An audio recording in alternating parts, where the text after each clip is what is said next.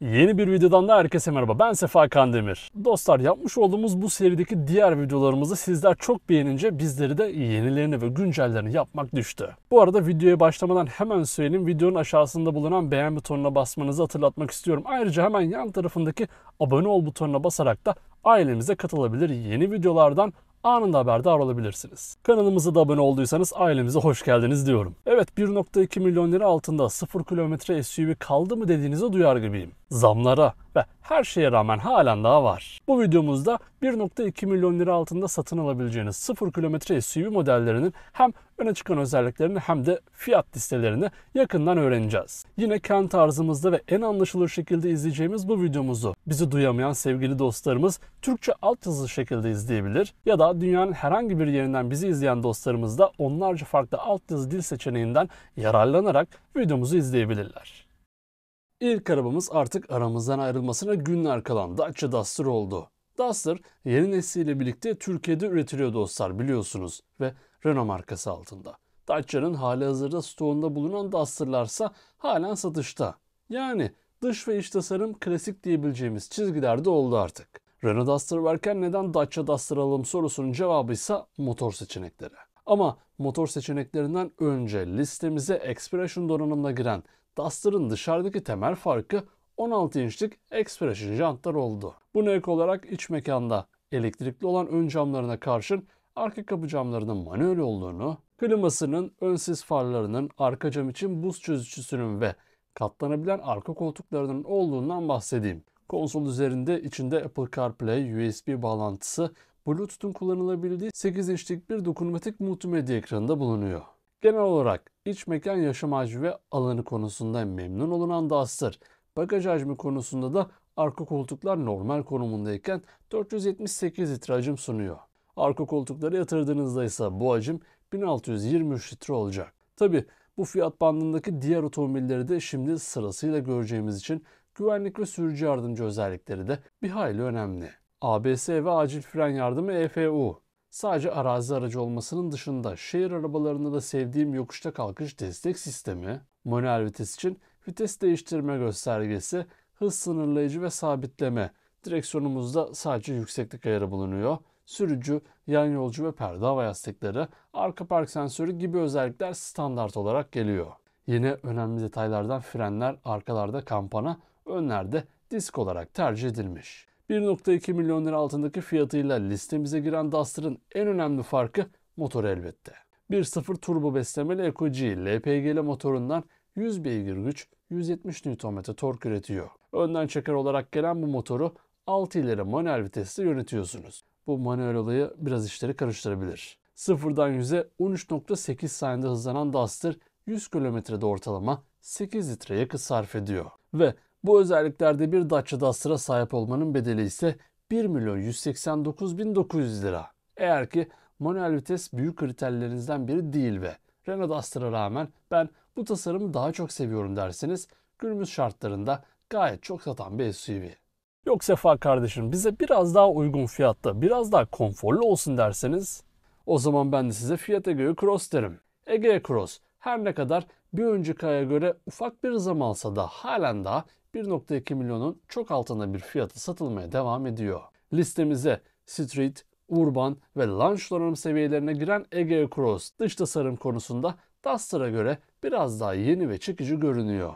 Bu bir gerçek. Hem bir otomobil havasında olması hem de yerden yüksek yapısı bendeki puanını da biraz daha arttırıyor. Street donanımda jantlarımız 16 inç. İç mekanda segmentinin tüm getirilerini karşılayan Egea Cross, Street donanımda 5 inçlik TFT ekranlı radyo ve analog göstergenin içinde 3.5 inçlik ekranla geliyor. Buna ek olarak arka park sensörü, geri görüş kamerası, ön sis farlarıyla ön, yan ve perde hava yastıkları Street donanımın öne çıkan özelliklerinden. Urban donanımda ise Street'teki özellikleri ek olarak jantlarımız 17 inçe çıkıyor. LED gündüz farlarına ek olarak full LED ön ve arka farlarda en büyük farklardan. Konsoldaki ekranda 5 inçten 7 inçe terfi olarak Apple CarPlay ile Android Auto ekleniyor. Büyük artılardan otomatik klima, hız sabitleyici de Urban donanımın özelliklerinden. Launch donanımında ise Urban'daki jantlara devam edilmiş. Buna ek olarak anahtarsız giriş ve çalıştırma, ki bu özellik birçok kimsenin favori özelliklerinden, karartılmış arka camlar ve yağmurla karanlık sensörü de ekleniyor. İç mekanda 7 inç olan ekran artık 10 inçe çıkmış. Diğer donanımlarda kablolu olarak kullanılabilen Apple CarPlay ve Android Auto'da bu ekranla birlikte kablosuz olarak kullanılabiliyor. Gösterge ekranımızda o meşhur 7 inçlik dijital gösterge ekranına terfi etmiş. Ayrıca iç mekanda konfor seviyesini arttıran kablosuz telefon şarjı da Launch donanımın öne çıkan özelliklerinden oldu. Genel olarak rahat ve konforlu diyebileceğim Egea Cross'un iç mekanı Türk aile standartlarına uyum gösterir. Bagaj hacminde hemen ekleyeyim. Arka koltuklar normal konumundayken 440 litre dostlar. Ve elbette motor özellikleri bu otomobilin de kaderini etkiler. 1.4 litre atmosferik beslemeli 95 beygir güç, 127 Nm tork üreten Egea Cross modelleri 0'dan 100'e 12.9 saniyede çıkıyor. Maksimum 174 km/s son hıza sahip olan Egea Cross'un listemize giren motor seçenekleri yalnızca 6 ileri manuel viteste yönetiliyor. Ve bu özelliklerde bir Egea Cross'a sahip olmanın bedeli ise Street donanım için 1.072.900 lira, urban donanımda 1.117.900 lira ve Launch donanımda 1.172.900 lira olarak belirlenmiş. İki modelimizde tüm özelliklerde anlaşsak da manuel viteste olmaları birçok kimsenin artık büyük bir kriteri oldu. Bu da bir gerçek. Manuel olmuyor. Hadi bir de bize otomatik vites ver derseniz 1.2 milyon lira altında güçlü, konforlu SUV deyince akla hemen onun adı gelir. Stonic. Tasarım 2018 yılında Red Dot ve iF tasarım ödüllerini almış. Gerçekten de başarılı bir duruşu var. Bunu kabul etmek gerek. Öyle olmasa 2018 yılından bugüne bu ödüllü tasarım satmaya devam etmez değil mi? Listemize cool donanım seviyesiyle giren Kia Stonic bu tasarımı 15 inçlik jantlarla taşlandırmış. Ayrıca lastik bakım kiti de standart olarak geliyor. Dış mekanda ısıtmalı elektrikli yan aynalar, gövde rengi kapı kolları, tavan rayı, ön arka park sensörü, spoiler da öne çıkan özelliklerden. Buna ek olarak içeride sade fakat 2025 yılına dahi kullanılabilecek demoda gözükmeyen bir tasarım hakim. Bu arada burada birçok şey analog ya da manuel dostlar. Mesela klima gibi. Gösterge içindeki ekranda 4.2 inç büyüklüğünde. Konsolun merkezinde duran 8 inçlik dokunmatik multimedya ekranı üzerinden Apple CarPlay bağlantısı da yapılabiliyor. Bu da artı özelliklerden. Ayrıca geri görüş kamerası, altılı hoparlörü, sesli kontrol sistemi, elektrikli ön ve arka kapı camları gibi konfor ekipmanları da sunuluyor. Bagaj hacmi önemli tabi. Kia Stonic'te arka koltuklar normal konumundayken 352 litre hacme sahip olacakken arka koltuklara yatırdığınızda bu hacim 1155 litreye çıkıyor. Önceki iki modelin en büyük dezavantajı manuel vitesli olmasıydı. Bunu kabul ediyorum. Bu tasarım ödüllü Kia Stonic 1.4 litre atmosferik beslemeli motorla geliyor. Bu motordan 100 beygir güç, 134 Nm tork üreten Stonic 6 ileri otomatik viteste eşleştirilmiş. 0'dan 100'e 13.7 saniyede çıkarken maksimum 176 km/s son hıza ulaşabileceksiniz. Yakıt tüketimi atmosferik beslemeli bir motor için turbo beslemeli motordan 1 litre fazla olacak şekilde 6.6 litre dostlar. Ve bu özelliklerde bir Kia Stonic Cool donanıma sahip olmanın bedeli ise 1.155.000 lira. Tasarım ödüllü oluşu, otomatik vites oluşu ve güçlü motoruyla tercih edilebilecek modellerden kesinlikle. Siz ne dersiniz dostlar? Chery, son gelen ek Çin gümrük vergilerinden sonra fiyatları 2 milyona doğru giderken onun yerini bir başka İtalyan asıllı Çinli SVM aldı.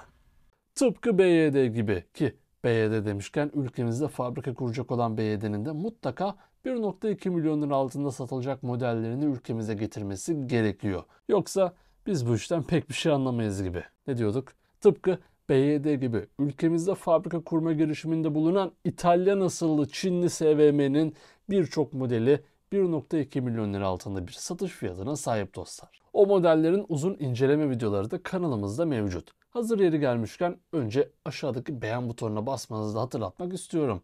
Videoyu beğendikten sonra abone ol butonuna basarak da ailemize katılmanızı ve videolarımızdan anında haberdar olmanızı da hatırlattıktan sonra SVM'nin en popüler modellerinden G03F'ye dönüyoruz. Dışarıda otomatik yanan halojen farlara, led gündüz farları eşlik ediyor. Ayrıca elektrikli ısıtmalı aynalar, tavan rayları, 17 inçlik jantlar, motor alt koruması ve yedek lastik öne çıkan özelliklerden. İç mekanda ise tasarım basit çizgilerle donatılmış olsa da her şey işleve yönelik. Birçok kimsenin göz bebeği açılır sunroof G03F'de mevcut dostlar. Bununla beraber start stop başlatma düğmesi, elektrikli camlar, büyük bir avantaj olan 6 yönlü ısıtmalı şoför ve 4 yönlü ısıtmalı yan yolcu koltuğu. Anahtarsız giriş ve çalıştırmada G03F'nin öne çıkan özelliklerinden. Konsol üzerinde 10.25 inç büyüklüğünde dokunmatik multimedya ekranı ve cep telefonu yansıtma özelliği de mevcut. Ve diğer modellerin arasından sıyrılmasını sağlayan 3. sıra koltuklarıyla hem yaşam hacmi hem de özellik konusunda fazlasıyla sıyrıldı. Güvenlik özellikleri tarafında ABS artı EBD, yokuş kalkış destek sistemi, çift ön hava yastığı, arka geri vites uyarısı, geri görüş kamerası gibi temel özellikler sunuluyor. Tabi motorda en az özellikler kadar önemli. Yeni SVM G03F'de atmosferik beslemeli 1.5 litre hacminde benzinli motor bulunuyor. Bu motordan 115 beygir güç, 152 Nm tork üreten G03F 100 kilometrede ortalama 7,5 litre yakıt sarf ediyor. Maksimum 165 km/saat hızı çıkabilirken sadece 5 ileri manuel viteste satın alabilirsiniz. Satın alabilirsiniz ama kaç paraya? Yeni SVM G03F'ye sahip olmanın bedeli 1.133.900 lira. Gerçekten fazlasıyla rekabetçi dediğinizi duyar gibiyim. Ha yok, bu bana biraz kaba geldi. Biraz daha şehirli ve konforlu görünsün derseniz o zaman ben de size G01 derim. Listemize tam anlamıyla sınırdan giren G01 adını BMW 3 serisinin G01 kasa kodundan alıyor. Dışarıdaki tasarımda pek fazla BMW esintisi olmasa da yakışıklı Alman havası fazlasıyla mevcut. 1,5 milyon bandına çok daha spor versiyonda var ama o bizim listenin fazlasıyla üstünde dostlar. Halojen farlar ve led gündüz farları varlığını korumuş. Buna ek elektrikli ısıtmalı yan aynalar aynı zamanda katlanabiliyor da. Tavan raylarına 18 inçlik jantlar eklenince G03F'ye göre çok daha spor bir araba ortaya çıkıyor. G01'in arka tasarımı da benim çok hoşuma gidiyor dostlar. Burada led stoplar ve krom egzoz uçlarıyla daha premium bir his verilmiş. İç mekanda deri detaylar dikkatimi çekti. Dokunduğunuz alanların çoğunda yumuşak kaplama malzemelerinin kullanıldığı iç mekanda elektrikli açılır sunroof, manuel klima ama bu defa arka yolcular için de havalandırma çıkışı. Anahtarsız giriş ve çalıştırmayla ısıtma soğutma özelliğine sahip bardak tutucular iç mekandaki konfor özelliklerinde öne çıkıyor. Konsolun ortasındaki 10 inçlik dokunmatik multimedya ekranından da hem internete bağlanabilir hem navigasyon kullanabilir hem de araçla ilgili ayarları yapabilirsiniz. Mesela geri görüş kamerası, geri vites radarı gibi özellikler de bu ekran üzerinden kullanılıyor. Buna ek olarak ABS artı EBD, çekiş kontrol sistemi, yokuş destek sistemi, ön, yan, hava yastığı, gergili emniyet kemerleri gibi temel güvenlik özellikleri de yeni SVM G01'de kullanımınıza sunuluyor. Motor hacmi tüm SVM modellerinde aynı ama biz bir kez daha hatırlayalım. 1.5 litre atmosferik motordan bu defa 150 beygir güç, 212 Nm tork üretiliyor. Ama ilginçtir, bu beygir gücü brüt olarak verilmiş dostlar. Net gücümüz 132 beygir. Hatta bir videomuzun altında SVM satın alan bir takipçimiz de bu konuyu bayiyle tartıştıklarını ve daha sonrasında bu brüt net olayının broşürlere eklendiğinden bahsetti. Bunu da yine sizin bilginize sunalım. Maksimum 180 km/saat hıza çıkabilen G01 ortalama 7.4 litre yakıt tüketimine sahip ve bu motoru yalnızca 6 ileri manuel viteste yönetebiliyorsunuz. Tüm bu özellikleriyle yeni SVM G01'e sahip olmanın bedeli ise yalnızca 1.199.900 lira olarak belirlenmiş. Böyle tam sınırda enfes bir tercih. Ne dersiniz? Yok, ben öyle Çinli, İtalyan falan filanla uğraşamam. Bildiğimi okurum diyenlere Ford yine yapmış güzelliğine. Listemize 2024 model Romanya üretimiyle giren Puma. Tasarım olarak ilgi isteyen modellerden. Ne demek istedim? Hani o şişkin ön farlar, kaslı çamurluk ve profil tasarımı biraz beğeni ve göz zevki istiyor. Tasarıma alışamayanları pek fazla kendisine çekmez gibi. Listemize girdiği style donanımla gövde rengi kapı kolları, elektrikli ısıtmalı sinyalli yan aynalar, led gündüz farları, 17 inçlik alüminyum ulaşım jantlar dış mekanda öne çıkan özelliklerden. İçeride ise dış tasarımın aksine biraz daha geleneksel detaylar dikkatimi çekti. Burada artık bu fiyat bandında çok karşımıza çıkan manuel klima kontrol ünitesi Puma'da da bizi karşıladı.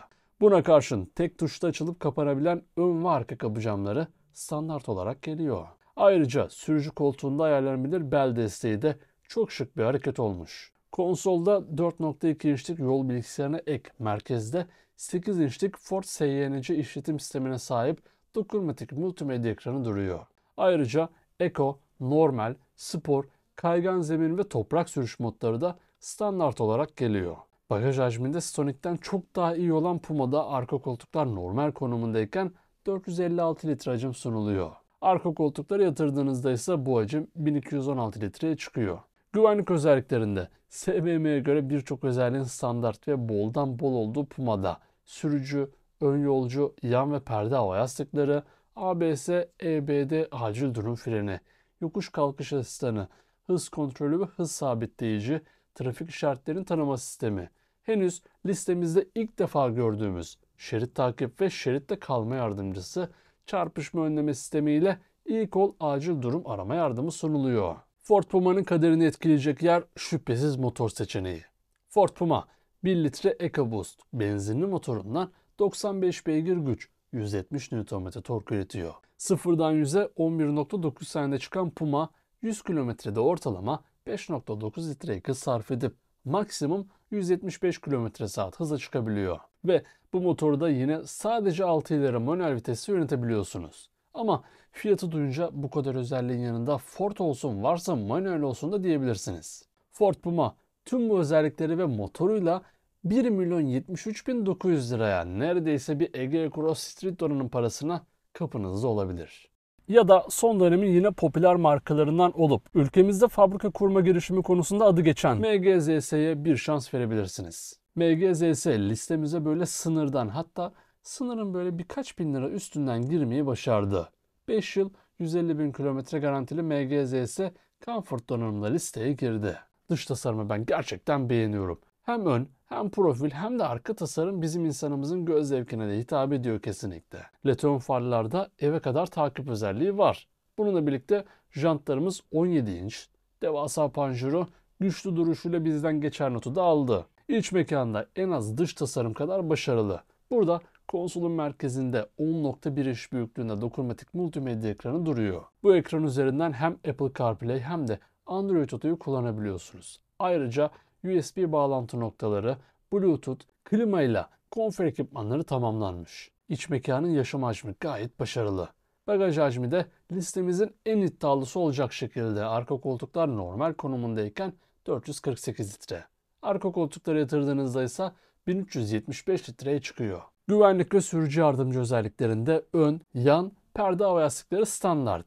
Yokuş kalkış asistanı, savurma önleyici gibi özellikler de sunuluyor. Ve motor eminim iştahınızı kabartacak. 1 litre hacminde turbo beslemeli benzinli motordan 111 beygir güç, 160 Nm tork üreten MG-ZS sıfırdan 100'e 12.4 saniyede hızlanıyor. 100 kilometredeki ortalama yakıt tüketimi ise 6.6 litre civarında. Ve dostlar, bu motoru 6 ileri otomatik viteste yönetiyorsunuz. İşte bu yüzümüzü güldürür. Dedim ya, listemizin böyle çıtır üstünde diye. Yeni MG-ZS'ye sahip olmanın bedeli kampanyalı şekilde sadece 1.209.000 lira. Gayet iyi bir fiyat gibi, ne dersiniz? Yoksa ben Alman görünümlü Fransız'da devam edeceğim diyenlere Opel Crossland listenin sınırlarını zorluyor. Listemize Essential donanım seviyesinden giren Opel Crossland artık yıllara meydan okuyan tasarımıyla henüz dikkatini çekmemiş kişilerin dikkatini çekmek istiyor. Bu arada buradan bir kez daha haberini vermiş olalım. Crossland çok yakında yeni yüzüyle yollarda olacak. Yeni yüzüne kavuşana kadar bu tasarımla yoluna devam eden Crossland'de jantlarımız 16 inç büyüklüğünde geliyor. Sis farları, LED ön ve gündüz farlarımız da standart. Ayrıca ısıtmalı elektrikli yan aynalarımız da Essential donanımın alameti farikalarından. İç mekanda yine fazlasıyla klasik diyebileceğimiz bir tasarım hakim. Burada orta konsol üzerinde 7 inç büyüklüğünde dokunmatik multimedya ekranı bulunuyor. Apple CarPlay ve Android Auto'nun standart olduğu bu ekran üzerinden geri görüş kamerasını da kullanabileceksiniz. Ayrıca elektrikli ön ve arka kapı camlarıyla çift bölgeli otomatik klima kontrolü listeye kafa atan özelliklerden. Bagaj hacmi ise arka koltuklar normal konumundayken 410 litre. Koltuklara yatırınca 1255 litre. Bununla birlikte akıllı hız sabitleyici, far ve yağmur sensörü, ön arka park sensörü, ABS, yokuş kalkış asistanı ve şerit ihlal uyarısı da standart olarak geliyor. Listemize 1.2 litre benzinli turbo beslemeli motorla gelen Crossland.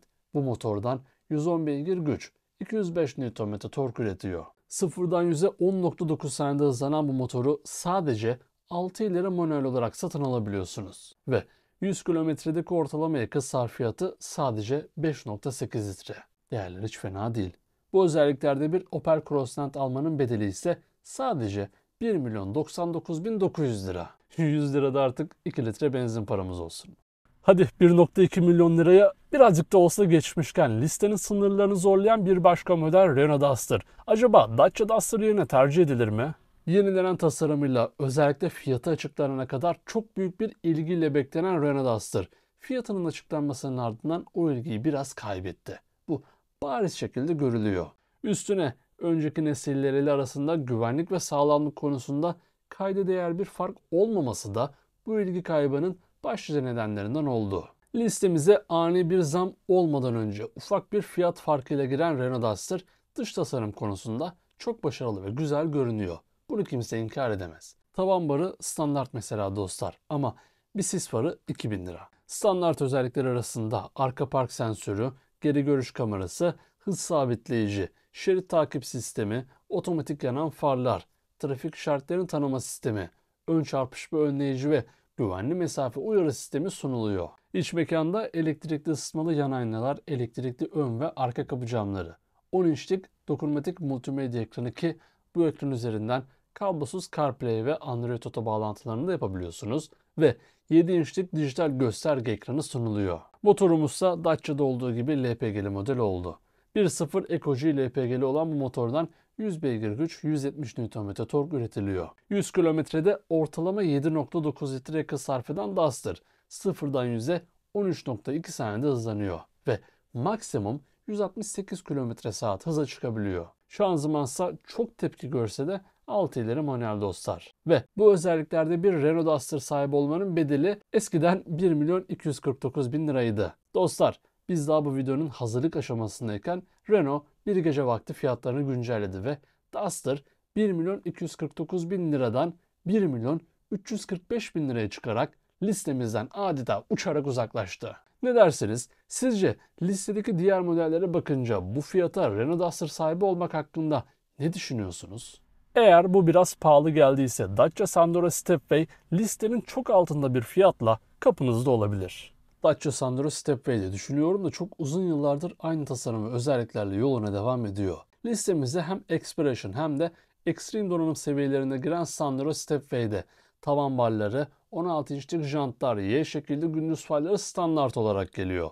İçten içe bir Ege Cross tarzında olsa da aralarında büyük fark var gibi. Dış tasarımı zaten gayet iyi biliyoruz. İç mekanda ise gözümüze hemen 8 inçlik dokunmatik multimedya ekranı çarpıyor. Bu ekranla birlikte kablolu CarPlay'i de kullanabilirsiniz. Benden geçer not alan otomatik klima da yine standart olarak geliyor.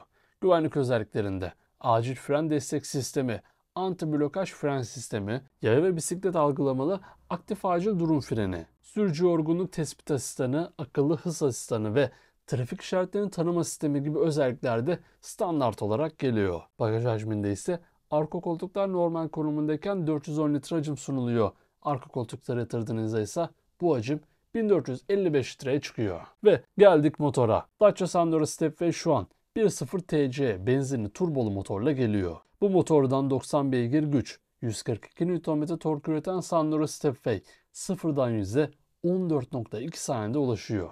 Maksimum sürat ise 162 km/saat olarak belirlenmiş. Ortalama yakıt tüketiminin 6.2 litre olduğu bu kombinasyonu sadece CVT otomatik şanzımanla yönetiyorsunuz.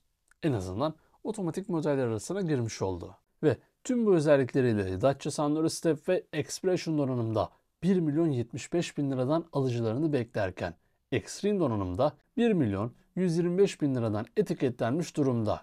Dacia severlere duyurulur. Listemizin 1.2 milyon lira altındaki son modeli ise Hyundai Bayon. Aslında biz bu videoyu hazırlarken Hyundai'de fiyatlarını güncellemekle meşguldü. Yani videoyu yayınlayana kadar ne kadar bir zam almış olacak onu da an be an öğrenmiş olacaksınız dostlar. Bayon yerli üretim olması nedeniyle özellikle Marmara bölgesi ve İzmit'te yollarda en çok gördüğümüz arabalardan biri.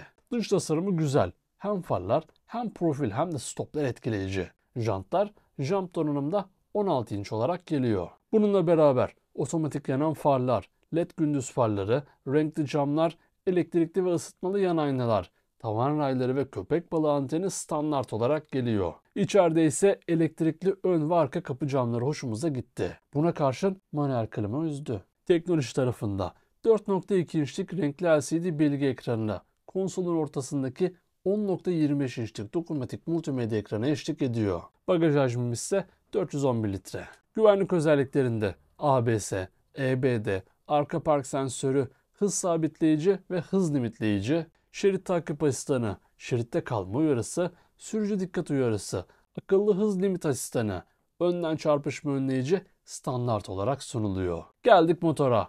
1.2 litrelik atmosferik beslemeli motorla listemize giren Bayon bu motordan 79 beygir güç, 113 Nm tork üretiyor. 5 ileri manuel vitesle yönetilen bu motorun sıfırdan 100'e hızlanma süresi 14.2 saniye. Neredeyse listenin en yavaşı.